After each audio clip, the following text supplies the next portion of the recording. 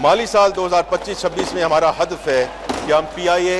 और Roosevelt hotel जैसी अहम ट्रांजैक्शन मुकम्मल करें और डिस्कोज एंड जेनकोज जैसे कलीदी एहसासों को निजकारी के लिए पॉलिसी और ज़ाब्ता जाती इस्लाहात को आगे बढ़ाएं। सबसे अहम बात यह है कि हम निजकारी को सिर्फ एक माली इक़दाम नहीं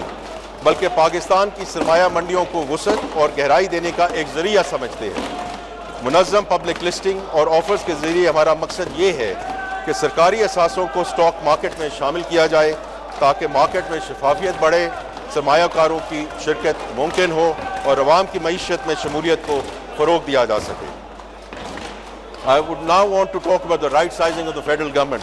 जनाब स्पीकर, हमने वफाकी हुकूमत की इदारा जाती तश्कील को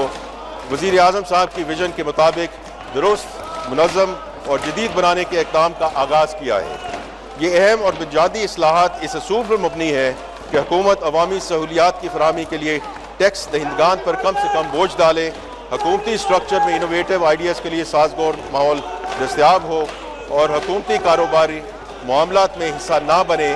बल्कि जो मैं बार बार कहता रहता हूँ और वज़ीर आज़म साहब भी यही कहते हैं, the private sector should lead the country.